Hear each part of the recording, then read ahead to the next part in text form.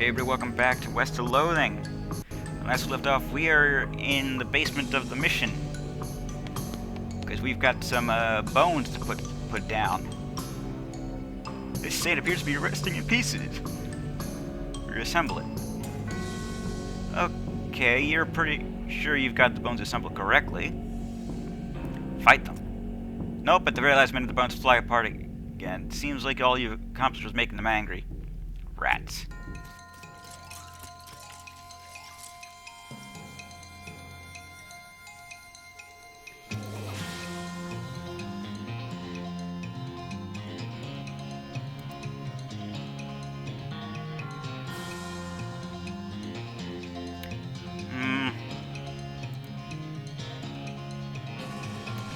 Might as well.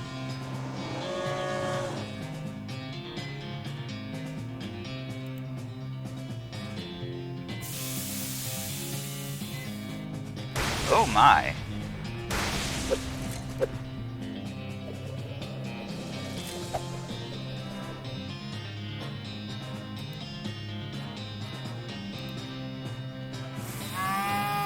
Now remember, one of these things does healing.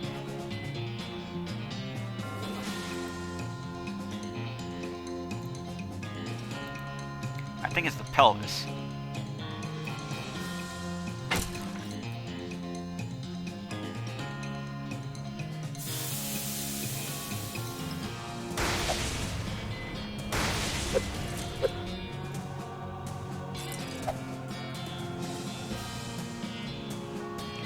Alright, let's get rid of that skull that's always boosting her mysticality.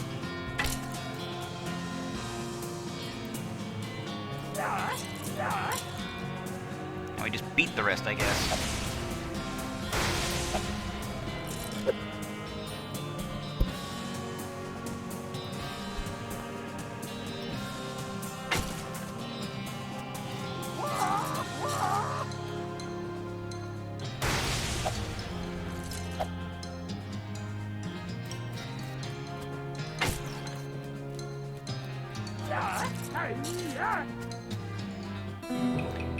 Not a problem. Well done. Now St. Kernan is in pieces so small they can't do any harm. We've got our skull. The skull has had a real on and again, off again relationship with the rest of St. Cortelius' skeleton. St. Cortelius' ring. This ring makes you feel like you can be in multiple places at once. No, thank you. I feel like there's secrets here. Maybe not in this room, but somewhere. I am a pope. Seriously. Saint Pope stands beatifically behind the dais. I don't know. He keeps doing his pope gestures, ignoring you. How can someone look so smug without even having a face? The longer you watch him, the more he gets on your nerves. Insult him. You only should torrent him insults that would make a sailor blush, and a sailor's mother ashamed of a sailor. St. Pope's eyes narrow. Looks like you finally managed to make him mad enough to fight you.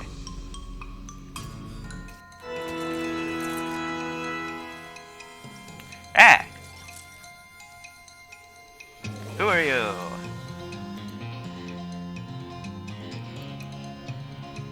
I moo at you.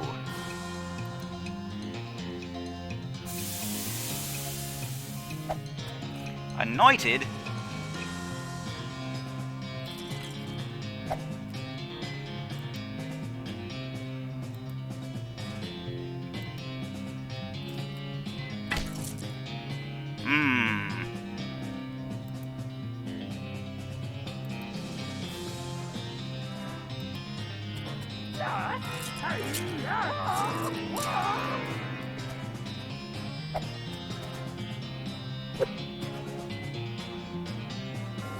Don't you dare anoint me.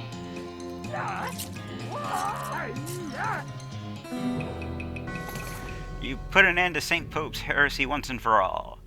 Got a Pope's pelvis and a Pope hat. The audacity.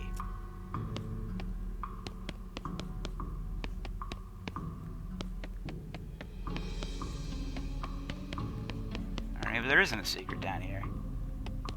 Are you supposed to do something with this? I don't know. We can worry about it later. Maybe.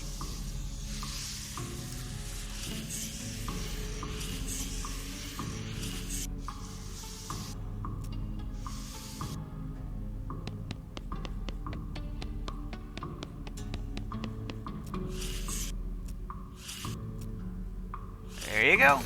Covered all the relics. Oh, praise be, thank you. Glad to have helped, sister. I was rewarded for your efforts. You don't have much, but would you find these pants handy? One of our old priests left them behind. Kneeling pants.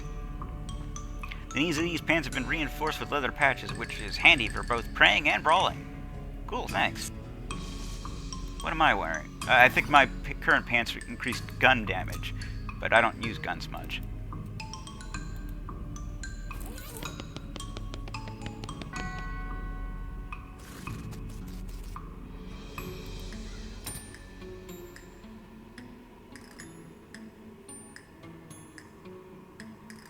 How much XP do I currently have?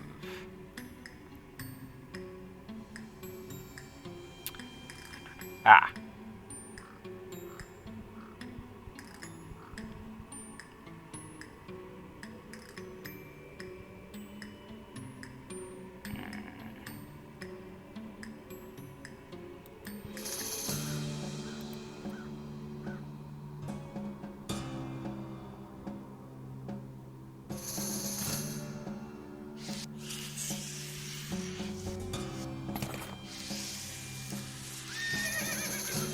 Alrighty.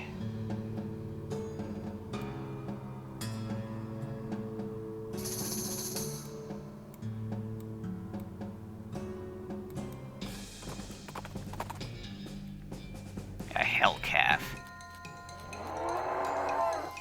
Regret your folly.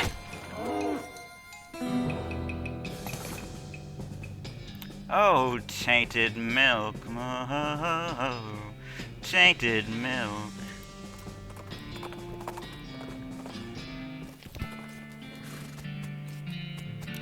Don't touch me, please. I can't stand the way you tease.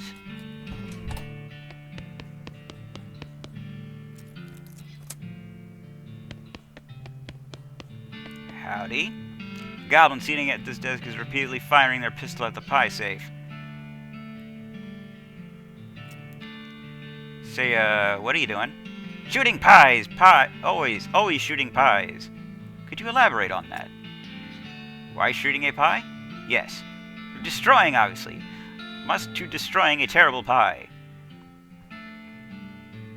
What is wrong with a pie?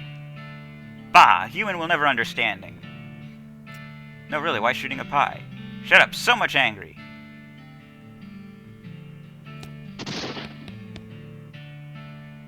Probably shouldn't try to open it. Yeah.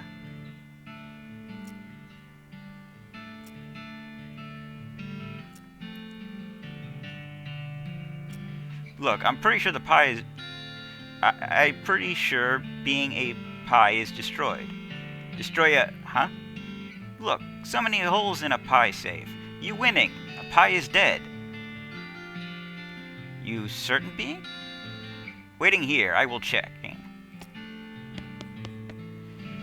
You peek through the bullet holes. Yep, that pie is shot to hell. Hooray, you are a success. A pie is very destroyed being. I doing it? So much doing it. But now what? Huh? What I shooting now? I guess you could find another pie? What? There are more pies being? Yes? A world is full of pies. Oh no, this violence will never... ending. Sorry, being, not wishing to enabling this behavior. No, this is my cross-bearing. I must go and continuing the fight. Okay? Thanking you.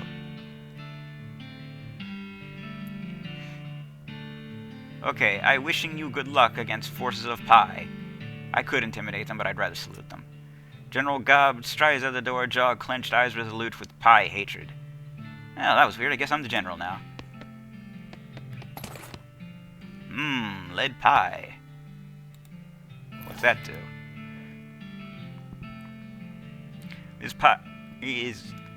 This This is a pie that's been shot so many times that it's now...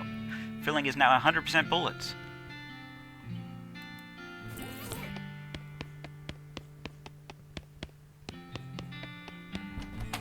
I'm not sure what intimidating him would have gotten me. Probably his gun, but I don't want it.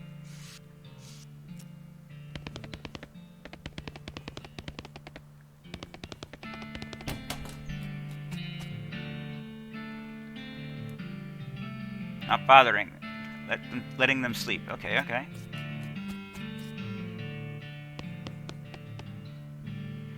Controlled substances must be where they store the really effective stuff.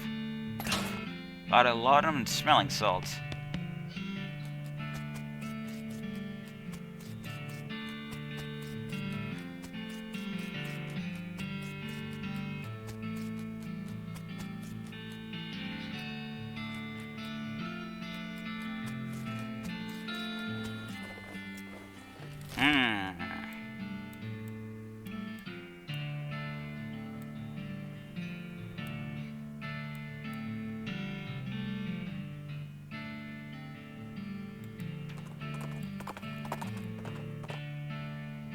Dadgummit.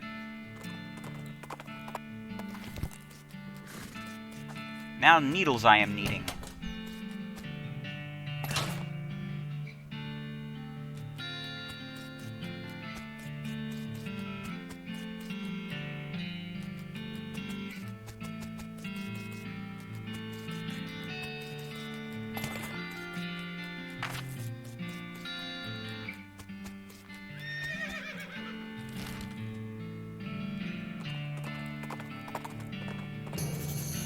Aha!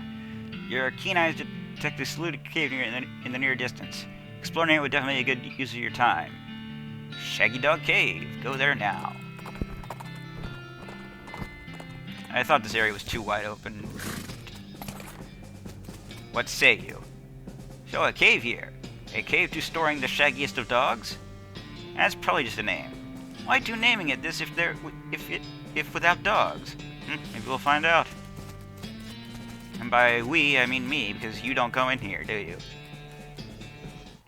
Oh, you do? Well, shut my mouth. There's a plaque bolted to the wall here. Read it. Record of the events of the expedition to and into Shaggy Dog Cave, November 1887. It's recorded by Jim Plackwright. Having acquired through various and sundry means a story which is interesting in its own right, but better saved for another time, a map purportedly to lead to a large cache of jewels and ingots of precious metals hidden by the infamous highway and train robber Black Coal Jr. in the years before the cows came home. I, Jim Plackwright, along with 3 companions, these being Nathaniel Wyman, Cyrus Howard, and Douglas Watts, set out to Shaggy Dog Cave and the aforementioned treasure. Our equipment and provisions consisted of 1 cart and a horse to pull it, 4 additional horses to be ridden, 2 shovels, a spade, and a mining pick, a large coil of rope, 1 large basket of eggs, as well as an assortment of other trail provisions and cookingware, my own collection of blank plaques, and engraving tools, 1 large and shaggy dog, and a Buttfor. What's a Buttfor? After traveling for 2.5 days to the south and east, we arrived at a small town named Dirkwater, the largest settlement in the vicinity of Shaggy Dog Cave. Leaving the dog to watch the horses, the 4 of us at the saloon and each ordered a beer, except for Cy, who was satisfied with water.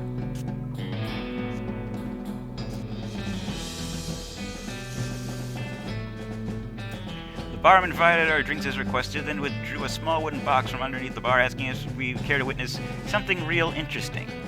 Considering that we still had quite a few hours left to travel, we politely declined and asked if he knew the way to Shaggy Dog Cave. He replied that he had never been there personally, but gave us some rough directions, which correlated nicely with the notes on our map.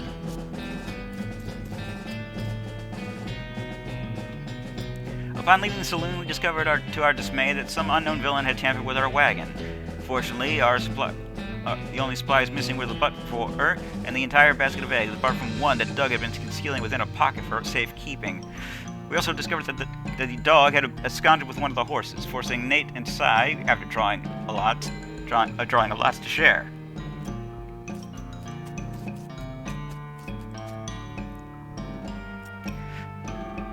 After acquiring a barrel of fresh water for the trip, as well as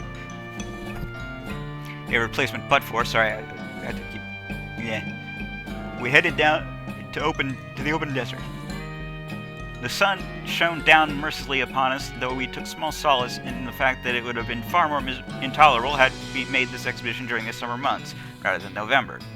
In order to pass the time on the trip and resist becoming dazed from the heat and susceptible to desert mirages, we exchanged stories of our youth, which I will not be retelling here for reasons of length. However, I will relate to you 3 odd occurrences that happened to us through our trek to the desert. The first was 2 or 3 hours out of dirt water when Nate noticed a glint of sunlight, which a metallic object buried in the sand. It was revealed to be a vast oil lamp of foreign design and manufacture, which fortuitously still had a quantity of oil. Deciding this might come in handy, we stashed it in the way with our other tools.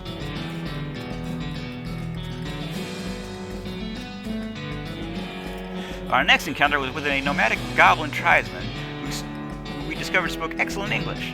It inquired as to our destination. We replied that we were looking for Shaggy Dog Cave, though we did not disclose the reason for the journey. The goblin confirmed that we were heading on the correct course and mentioned that he had only a short while ago witnessed a large and shaggy dog riding in the same direction. We all agreed that this was an unusual sight and continued on our way. Sometime later, we encountered a large adobe hut occupied by 2 identical-seeming old men with wild hair and long white beards. They invited us to take shelter from the heat, which we gratefully accepted, and introduced themselves as hermits. This struck me as peculiar, given that there were 2 of them, but I felt it would be rude to question them on that point. One of the hermits confirmed that we were near Shaggy Dog Cave, and the other hermit confirmed that what his brother said was true. They also commented that they'd seen a large and shaggy dog riding a horse in that direction. We all agreed that this was an unusual sight indeed. The hermits refreshed our water supply in exchange for our Buttfor, and we continued on our way, excited to finally be nearing our goal. After 2 more hours, we finally arrived at Shaggy Dog Cave. Carefully keeping our excitement in check lest we become incautious, we unloaded our equipment and supplies from the wagon and took a brief respite in the cool shade of the cave entrance. To celebrate our arrival, Dave unpocketed and shared the egg he had saved from our basket that had been stolen in dirt water. Once we rested, we decided that time had come to explore the cave. We discovered that we had neglected to pack torches, lanterns, or any other light source with which to illuminate the cave. We declared that it was indeed fortuitous that Nate had discovered that antique oil lamp during our travels. He gave the brass a quick shine and lit the wick, and we were relieved to discover that it lit easily and provided an adequate amount of light.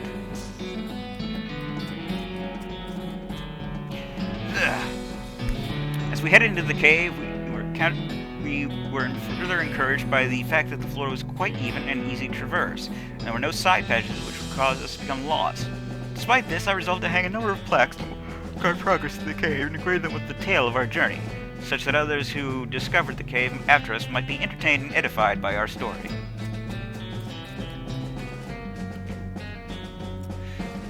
Soon we came to the end of the tunnel. Whilst Nate, Cy, and Doug took turns with excavations, I completed the last of the aforementioned plaques.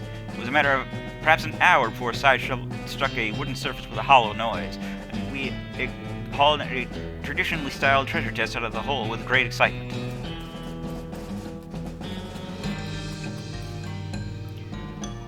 Here's a plaque built into the wall. The chest was locked with an ancient and rusted padlock, which came easily from a single swing of our pickaxe. We opened the lid slowly, and the flickering light of the ancient antique oil lamp that shone upon jewels of every color and shining ingots of precious metals just as the listener promised by Black Cole Jr.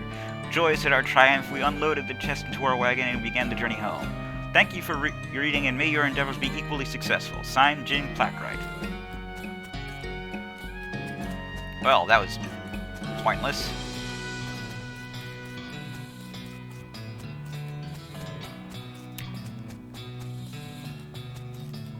I probably said the exact same thing the first time I did this.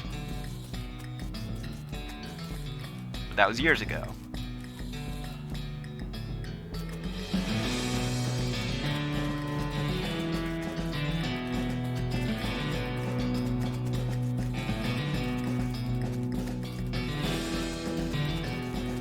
I prefer the walk where she hops on the lantern.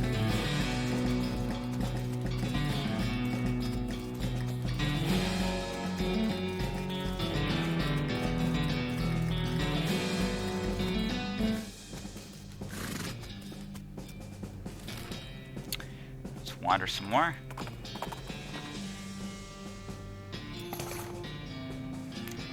Military grade whiskey.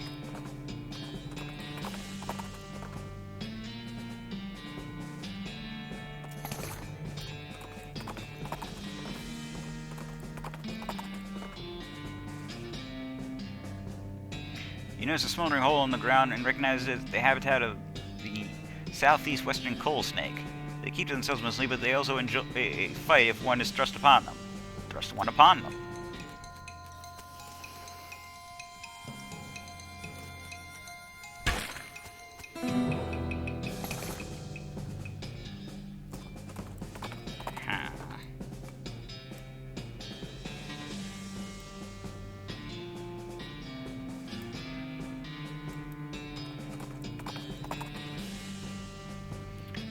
Solitary skeleton trudging towards the northwest. Doesn't seem to have noticed you, or anything else, really.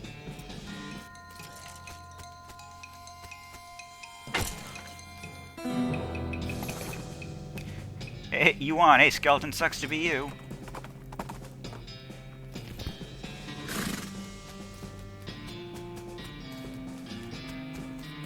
I know we've been here, but maybe there was something I couldn't do before.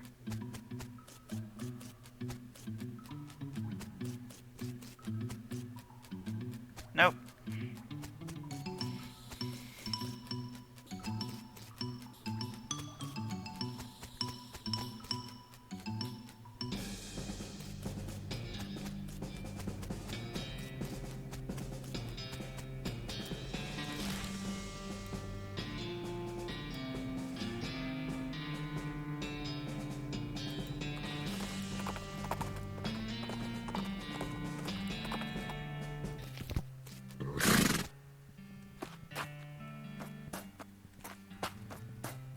I didn't know space made you jump.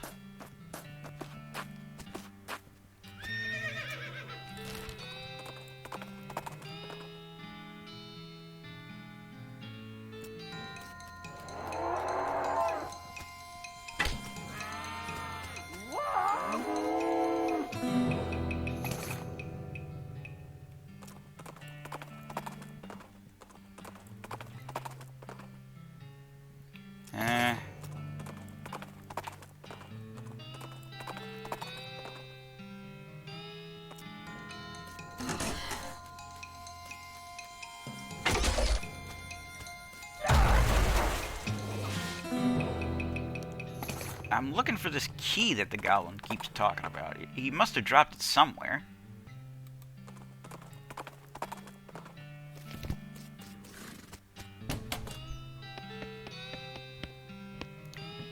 Not yet. Do you know anything about ley lines? Old much with mystic mumbo jumbo. It's very unscientific. But it does come up in my research from time to time, so I can give you a basic overview. He draws some curving, intersect lines on a piece of paper and explains how they relate to local geography and so-called mystic forces. Most goes over your head, but you think you got the basics. Thanks, Doc.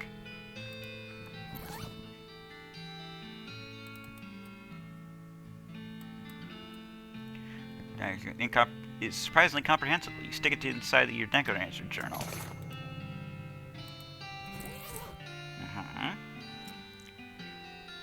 Using your ley line diagram, you narrow the location of the necromancer's lair down to a handful of possible locations based on the unseen currents of energy that riddle the land. Excellent. You found out about Hellcound energy, that the necromancer must be near a powerful source of it, but you don't know where such a source is. That's everything you got.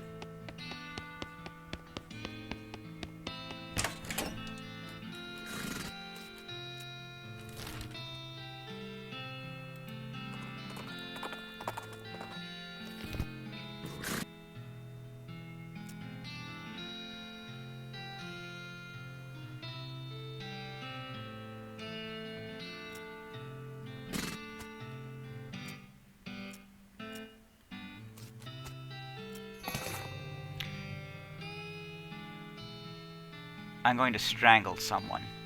Probably myself. Hurry, hello, a goblin village. How nice to introducing you. I must admit I am curious. I'll let you do the talking. Okay, a goblin right here standing. Let's greeting at them. Oh, also Gary found a key. May be important here. Right here. Yay, you solving it. You winning riddling contest for sure. Hooray! Here you can dynamite having. Don't eat it all at once. Don't eating it all at once. Hooray.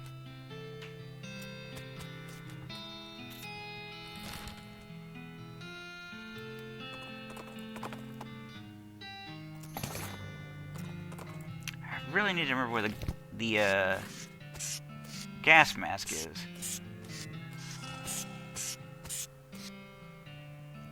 Here you go. Perfect. Good, perfect. This will do the trick just fine. Hang back for a bit while I get the fellows to set up the charges, then I'll let you do the honors. Smee consults with the other workers and they inspect the rocks for a time.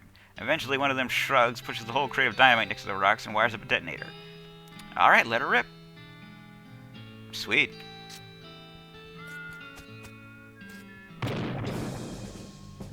What the heck is that thing? Let's go ask it. There's a large and very angry-looking guy, standing here. Apparently he's a bit peeved at having a year's supply of dynamite blown up next to its butt while it was sleeping. How are you gonna handle this? With my fists!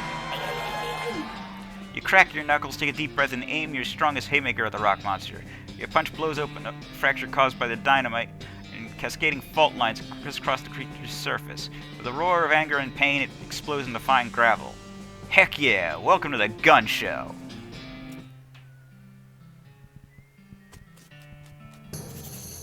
Well, that's a fine day's work as much as I've seen it. Much obliged, friend. 1 second. Yeah, I thought so. Thanks, but can't I just ride a train? Got a ticket? Ha! Just kidding, of course you don't. Every seat's on the train's sold out. Sorry, boss.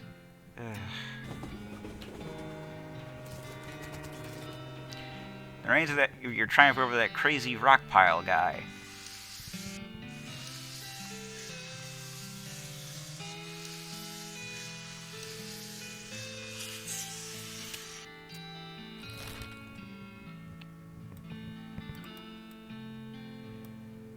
Alright, we can go that way now. And I don't think there's anything else I can do right yet.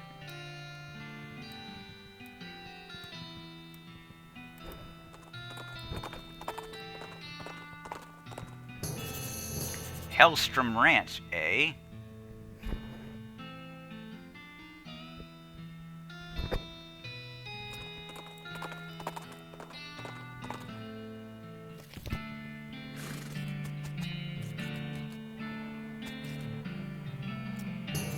Howdy, Gary.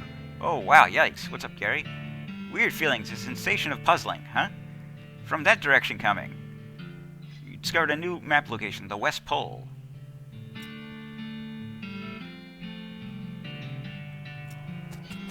Does anyone else need help? It's a poor to hell. You hear ominous mooing. It sure seems like a powerful source of hellcow energy. Part of the shed they didn't burn was the part with the horseshoe attached. Guess it really was good luck.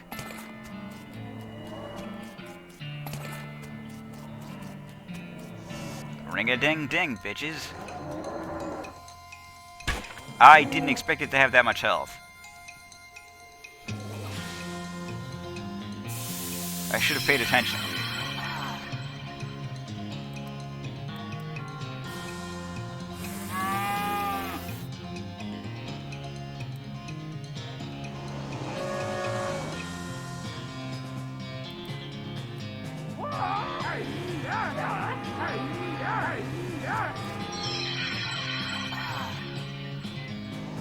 Shit, didn't mean to do that again.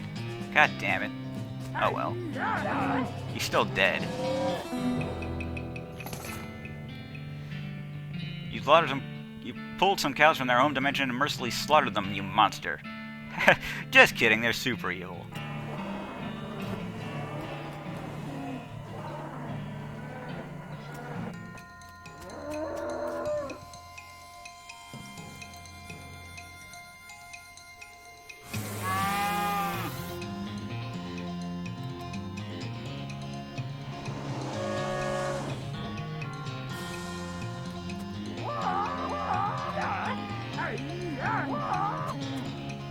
Damn, Gary.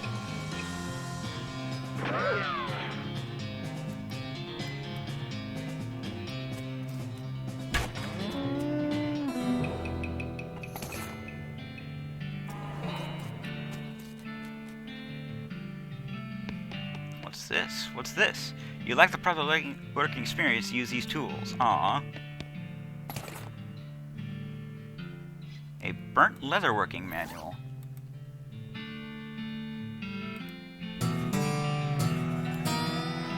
You read the book from charred cover to cover. Charred leather cover to charred leather cover. Excuse me.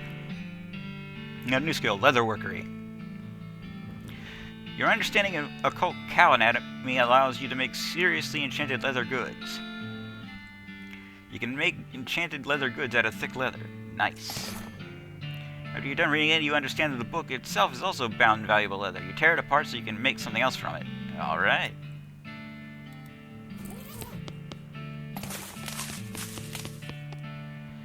Let's make something out of thick leather. Ugh.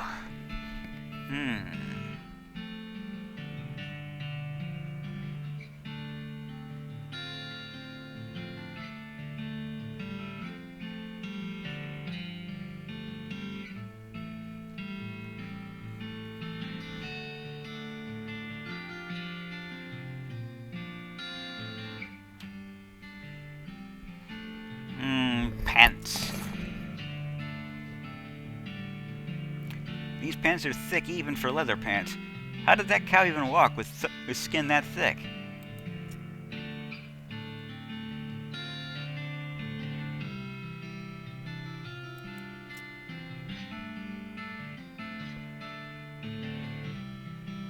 Ah, my back.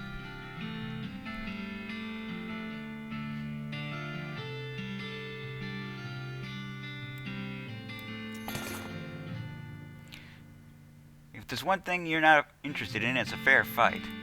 I don't need those, but why not? Anyway...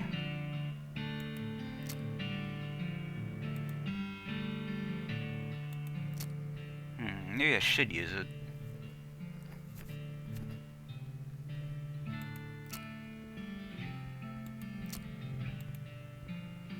Yeah, much better. But yeah, we'll call it a video here. I am the Blues32. This is west of Loathing. TTFN. Ta-ta for now.